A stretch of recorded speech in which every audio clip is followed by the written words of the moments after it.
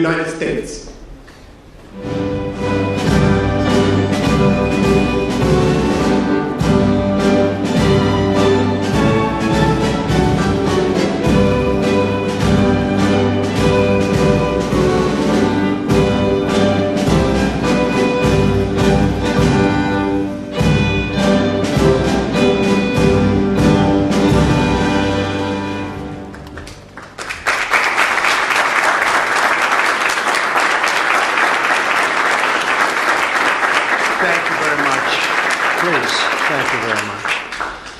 Before we begin, I want to provide a brief report on the unprecedented success our country has been witnessing in recent weeks.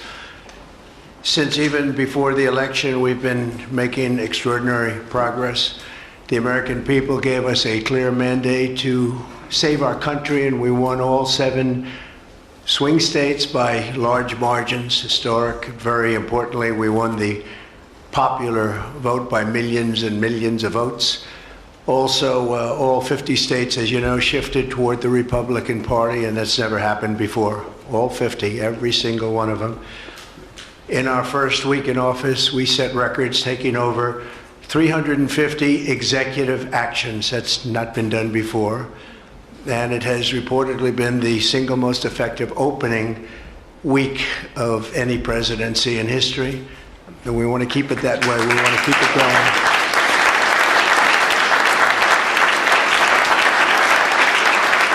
We want to keep it going. We've broken from decades of failed Washington policies and restored common sense and sanity to our government. We've unleashed American energy, and we've already achieved record low illegal immigration. As you see, there's nobody trying to get in.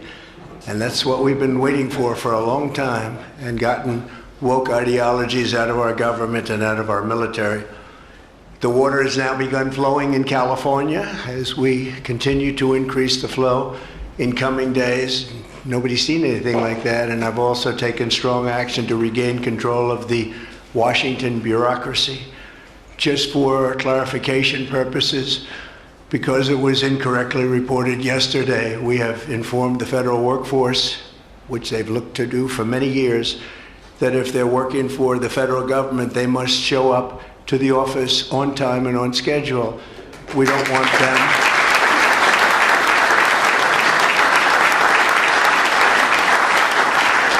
We don't want them to work from home because, as everyone knows, most of the time they're not working, they're not very productive, and it's unfair to the millions of people in the United States who are in fact working hard from job sites and not from their home. As federal employees, they must meet a high standard. They're representing our government, they're representing our country. If they don't agree by February 6th to show up back to work in their office, they will be terminated, and we will therefore be downscaling our government, which is something that the last 10 presidents have tried very hard to do but failed. Most of the people we're talking about have not been going to their federal offices in many, many years, from even before COVID, but they have nevertheless been paid. Some have worked, some haven't worked, and most of the studies say that some have just gone through the motions. We may ask these people to prove that they didn't have another job during their so-called employment with the United States of America, because if they did, that would be unlawful. As you understand, a lot of people are getting paychecks, but they're actually working other jobs, so they'll have to prove that to us that they weren't. In any event, we're requiring them to show up to work or be terminated. We think a very substantial number of people will not show up to work, and therefore our government will get smaller and more efficient, and that's what we've been looking to do for many, many decades, frankly.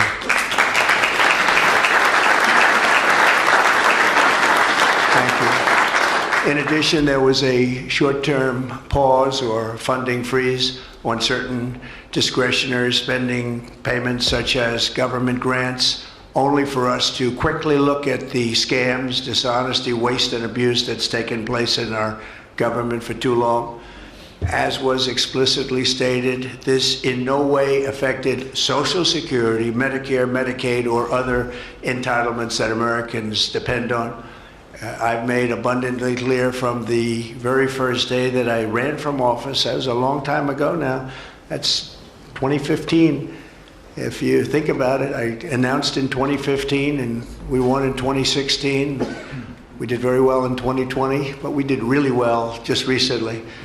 And I'm restating right now to correct any confusion that the media has purposely and somehow, for whatever reason, created Social Security, Medicare, Medicaid have not been affected by any action we're taking in any way, shape, or form. We are merely looking at parts of the big bureaucracy where there has been tremendous waste and fraud and abuse. In that process, we identified and stopped $50 million being sent to Gaza to buy condoms for Hamas. 50 million. And you know what's happened to them? They've used them as a method of making bombs. How about that? We stopped an attempt to make an illicit payment for illegal alien resettlement.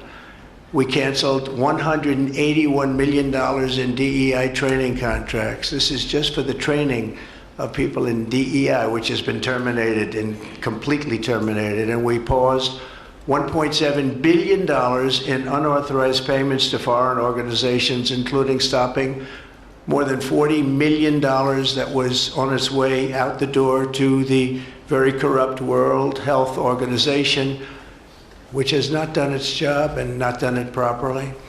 We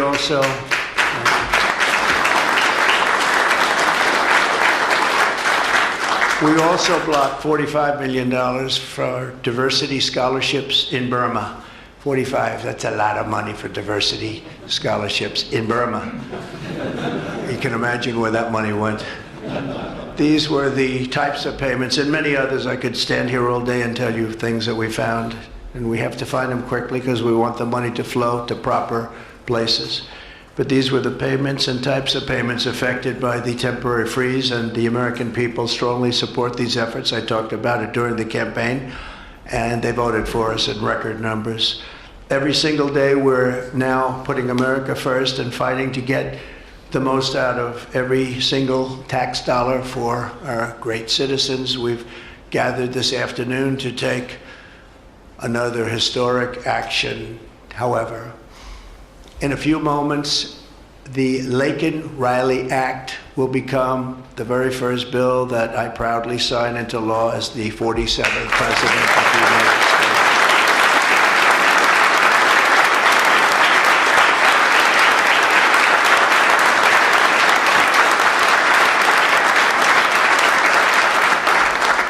Laken was a brilliant and beautiful 22-year-old nursing student from Georgia, the best in her class. She was always the best. They would say, Laken, how do you do this? And what do you do? They were always asking her questions. She was respected by everybody, even her teachers. They respected her so much. From the time she was in first grade, Laken knew she wanted to spend her time caring for others. That's what she did. To her friends and classmates, she was a light of warmth and kindness in every single room. To her parents and family, she was everything in the world. They've had a miserable period of time. Just after 9 a.m. last February 22nd, Laken went out for a jog on the campus of the University of Georgia, but she was just never returned. She never came back, did she, huh? Parents are here, sister, all of her relatives. While on her run, Laken was attacked, viciously assaulted, beaten, brutalized, and murdered by an illegal alien gang member who was set loose into our country by the last administration. We are deeply honored to be joined today by Laken's parents, Allison and John, and her sister, Lauren. Thank you very much. Thank you.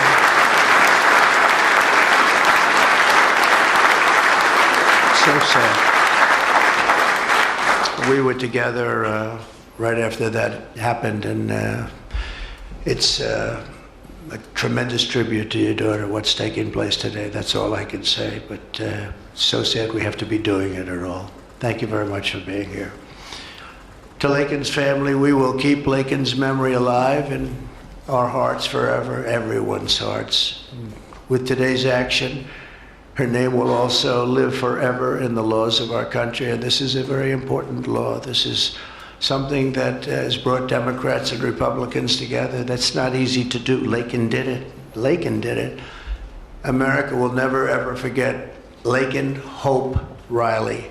The vicious criminal who murdered Precious Laken was an illegal alien member of the barbaric Venezuelan prison gang known as Tren de Aragua. He trespassed across our southern border in 2022 and was apprehended by Border Patrol, but under the cruel policies of the last administration, instead of being deported, as he should have been, he was released into the United States, as were millions of other people, many of them very dangerous people. And you see what we're doing, we're getting them the hell out of here.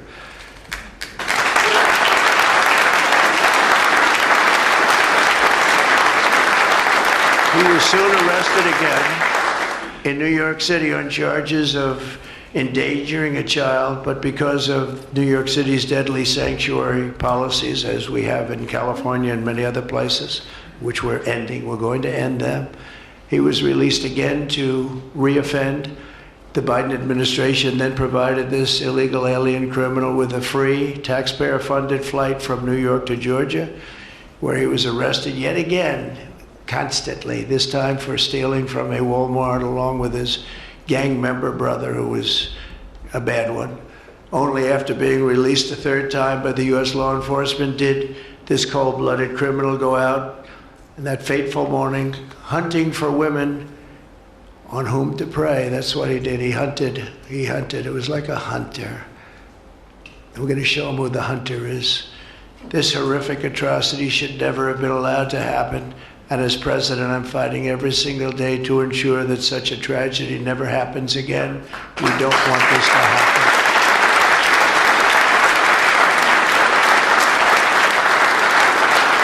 And under the law, thank you.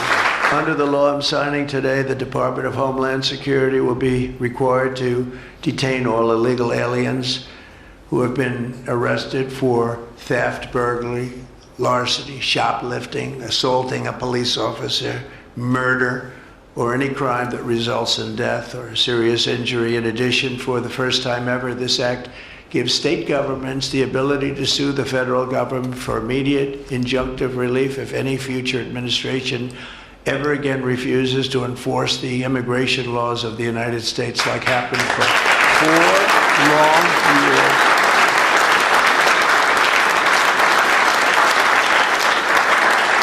And that was happening for 4 long years, frightful years.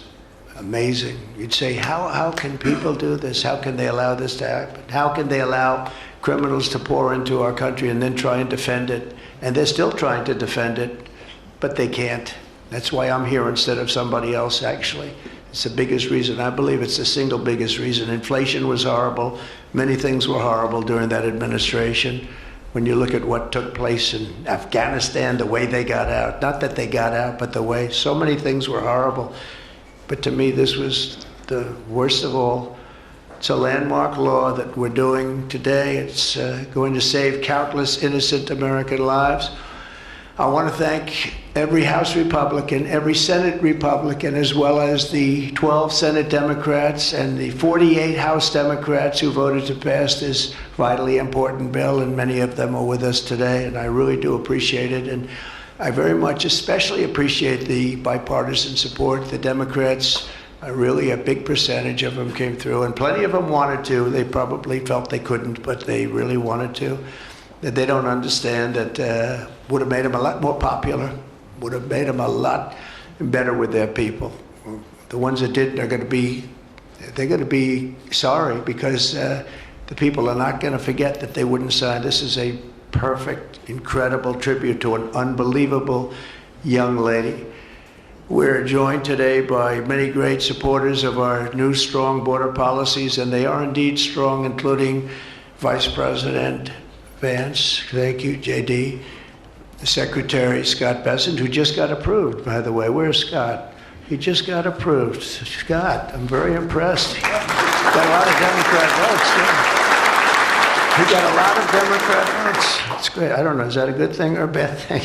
I'll have to think about that. Secretary of Homeland Security, who's going to be fantastic. I know her so well, and I know it's probably not complimentary because she is a woman, but she is tough. Where is she? Where is Christy? Christy, great. Stand up, please. You have such an important job to do.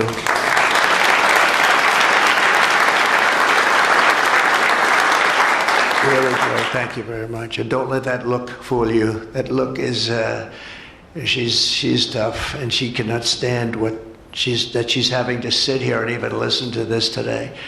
Another one who's done a job like nobody that I've seen in a long time, Tom Homan. He's my friend, but he is something special. He's something special. Yeah. And Tom and Christy, the numbers are unbelievable. What's happened? It's like just shut down. Nobody thought that was even possible. It's just shut down. They showed an area that a year ago had thousands and thousands of people rushing into our country. And today there was nobody there. It was like a beautiful sight. And also Senate Majority Whip John Barrasso. Great guy. Thank you, John. And I also want to thank the bill sponsors, Senator Katie Britt. Katie, thank you, Katie. And Congressman Mike Collins. And Mike, you were fantastic from Georgia. He took this. He loves this state, and he took this very personally. So it's thank you very much, Mike. As well as Senate Judiciary Committee Chairman Chuck Grassley. Chuck is here someplace. Chuck, thank you very much. You look great. And House Judiciary Committee Chairman Jim Jordan, who's a special guy, special man. And House Homeland Security Committee Chairman Mark Green. Thank you very much. Thank you, Mark. And we have many other congressmen and senators, but I'm not going to introduce because this is about your daughter. This is about something that's so important, and we're going to just go along. Thank you also. We have to say Burt Jones is in the room, and Burt is your lieutenant governor, and he was on this like you wouldn't believe. Thank you very much. I see you sitting there. Thank you very much. So we have state, local officials, we have law enforcement organizations, we have everybody. Most of them are in the room or represented in the room, and they're incredible people, and I've never seen them come together like they have for this. I've done many of these, not of this kind, but different bills, different passages having to do with many different things, from homeland security to inner security to taxes to 50 different items. I've never seen such support as you have today and as your great daughter has today. So I've never seen anything like it. And we have to thank your daughter for that, because she's going to save a lot of lives. She's going to be responsible for saving a lot of lives. So I'd like to just say to the Angel families, I've been with them and they've been with me from 2015 when I first got this crazy idea in my head to run for president because we can do better as a country. I want to thank so many of the people that are here that have been the angel moms, and we call them angel moms, but they're angel families, fathers and sons and daughters, but they've suffered tremendously like you have for no reason whatsoever. I want to thank Alexis Nungari, the mother of 12-year-old Jocelyn Nungari, murdered last summer by 2 illegal alien gang members released into the United States by Joe Biden's open border stupid policies. And thank you very much, Alexis. I want to thank you very much. We had an amazing trip, and it was really special to meet you and your family. Appreciate it very much. So sad we have to be here, frankly. And Jocelyn, as you know, is in our hearts as she was then. It was an amazing day we had, a great day. But it was a day of celebration of somebody that unfortunately won't be with us. But she is with us now, you know that. Here also is Patty Morin, the mother of Rachel Morin, killed 2 years ago by an illegal alien who was let into our country by the last administration's ridiculous, weak policies. Open border, can you imagine? When I heard open border, I said, oh, that's terrible. They're going to release their prisons all over the world. They're going to release their prisons into our country. That's exactly what happened. Patty is joined by Rachel's brother, Michael, Rachel's daughter, Clementine, and sister-in-law, Shannon. Thank you all for being here. We appreciate it very much. Thank you very much. Thank you. With us as well is the loving family of Kayla Hamilton, a 20-year-old girl murdered in July 2022 by the MS-13 illegal alien gang member who is violent, vicious, and they knew it, and they didn't do anything about it. And I want to thank you to Kayla's mother, Tammy, and her grandmother, Kathy, and her stepfather, Jeremiah, very much. And finally, I want to thank others who have also suffered this horrible scourge that goes on with young people being killed, and other people too, but young people, largely young people being killed. Thank you to Scott Root, the father of Sarah Root, killed at 21 years of age. Think of that, 21 by an illegal alien, shouldn't have been in our country, would have never been in our country if we were here. What a sad thing. To each of these angel families, we love you and we stand in awe of your courage and your strength. It's the toughest thing anybody has to go through. Many of the angel families here today were betrayed by the last administration and with its heartless and foolish and really very, very arrogant and very, very dumb policies. Policies that aren't even believable when you talk about common sense. I say we're the party of common sense, but the Democrats also, they have plenty of common sense, and that's why so many are here today and so many supported what we're doing. The very government that was supposed to protect their daughters instead opened our borders and transported the world's most dangerous criminals straight into their communities. They came from prisons and jails and insane asylums and mental institutions from all over the world, not just South America. People think South America. They come from all over the world. They come from every continent. And they came here by plane, and they were loaded onto buses, and they were driven right up to our border, and they drove right through the border, and nobody even said a word to them. And in those buses and those cars and those trucks were some of the meanest criminals anywhere in the world. As of last September, 425,000 illegal alien criminals were roaming free, including 13,099 convicted illegal alien murderers, of which about almost 50% killed more than one person, and they were roaming all over the country in our farms, in our cities. Under the Trump administration, we're moving with urgency and speed to get these vicious and violent criminals the hell out of our country and to restore law and order to our suburbs, our cities, and our towns. And we're going to do it with Tom and with Christy and with all of the people that are working so hard on this. This week, compared to a comparable time a year ago, think of this, the number of illegal border crossers has already fallen by more than 100%. And because the election was coming, they started getting a little bit tougher on the border. They tried to follow our policies, and they did much better, but it still was horrible. The numbers were still horrible, so that's 100% over those. They only did it because of the election, so they knew what they were doing was wrong. And those who do cross the border, and you're seeing that every time, all you have to do is turn on your television set or pick up a newspaper, or read any form of new media, because we have a lot of new media today, fortunately, that's letting the word get out. But they're watching these people be captured and removed from our country. ICE arrests have risen by 15 times in just a short period. And over the past 8 days, the heroes of ICE and Border Patrol, we can never forget Border Patrol. Those people, I've gotten to know so many of them. Our border czar, as you remember, never went to the border and never made a phone call. She was the border czar. She never made one phone call. They went to the heads of border. They went to the heads of ICE. Did you ever get a call? No. And she admitted she never made one call, but she was the border czar. And that's exactly what our border was all about. The heroes of ICE have arrested thousands and thousands of illegal alien criminals, including hundreds of gang members, traffickers, child predators, terrorists, and murderers. For the first time in history, we're loading dangerous and illegal aliens into military aircraft and flying them back to the places from which they came. You probably read about Colombia 2 days ago. They said, no, we're not taking them. I said, we're going to take them. You're going to take them. You're going to like it, too. You're going to take them.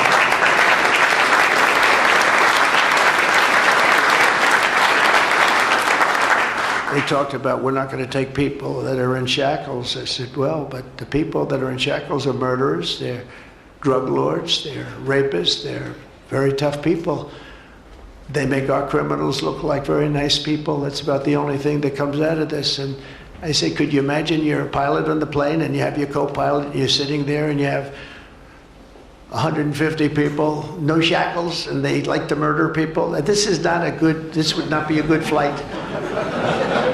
So Colombia apologized to us profusely within an hour based on something I said, meaning you're going to pay tariffs like nobody's ever paid tariffs before. But they actually wanted to terminate his position. They're essentially Congress met and they were very angry with them. But they actually said they were going to send the presidential plane to pick up these criminals and to bring them because they didn't want to inconvenience us or have us do a second flight. And that's what they did. And I appreciate it. And I do appreciate the people of Colombia are wonderful people, and the representatives really acted well. And I appreciated they took back that tough talk. But, we may have tough talk from others, but it's not going to mean anything. They're going to all take them back, and they're going to like it, too. They're going to like it. They're going to take it back, and they're going to like it. Today, I'm also signing an executive order to instruct the Departments of Defense and Homeland Security to begin preparing the 30,000-person migrant facility at Guantanamo Bay. Most people don't even know about it. We have 30,000 beds in Guantanamo to detain the worst criminal illegal aliens threatening the American people. Some of them are so bad we don't even trust the countries to hold them because we don't want them coming back, so we're going to send them out to Guantanamo. This will double our capacity immediately, right? And tough. That's a tough place to get out of. Today's signings bring us one step closer to eradicating the scourge of migrant crime in our communities once and for all. And it was just it's just an unforced error that we even have to be doing this. Now we need Congress to provide full funding for the complete and total restoration of our sovereign borders, as well as financial support to remove record numbers of illegal aliens. And these are illegal alien killers, criminals at levels that nobody's ever seen before. And you would have known that, and you were there when I said it. I said everybody that's bad is going to be thrown. If you look at Venezuela, Venezuela's crime is down 77% because they've taken their gang members, their prisoners, their drug dealers, their drug lords. They've shipped them all into the United States. Many other countries, their crime is way down, and our crime is not doing well. But we're going to have it do really well very soon, and we're shipping all these people back where they came from. And now, before I sign the Laken Riley Act into law, I would like to ask Laken's really incredible mother I've gotten to know. A very sad day I got to know her. But this is an amazing tribute to an amazing young person. And if you could come up, Allison, and say a few words, that would be great. Thank you very much.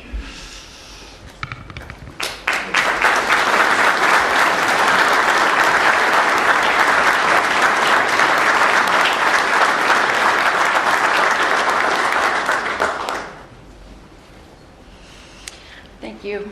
Thank you, Trump. We would like to thank Senator Katie Britt for her diligent bipartisan work to get this bill through the Senate. We'd also like to thank Congressman Mike Collins for his unwavering passion and for leading on the Laken Riley Act from the start. Our family will forever be grateful for the prayers of the people across our nation and for helping to get this legislation into law. We also want to thank President Trump for the promises he made to us. He said he would secure our borders and that he would never forget about Laken. And he hasn't. He's a man of his word. We trust that he will fight for the American people. Most importantly, I want to thank our Lord and Savior, Jesus Christ, because without his sacrifices, Laken's story would have ended on that horrific day that she was taken from us. But because of him, we can continue living knowing that we will see Laken again.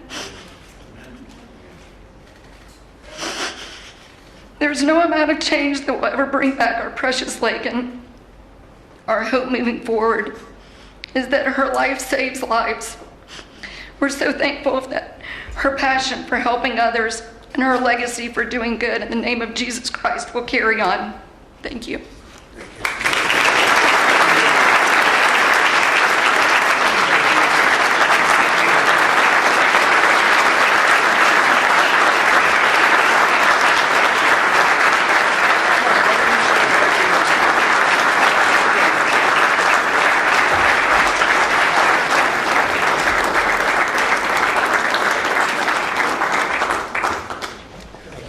Sign this in honor of Laken Riley.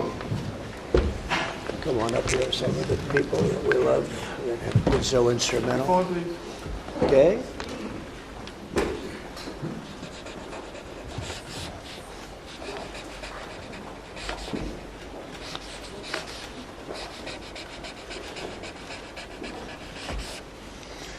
Okay.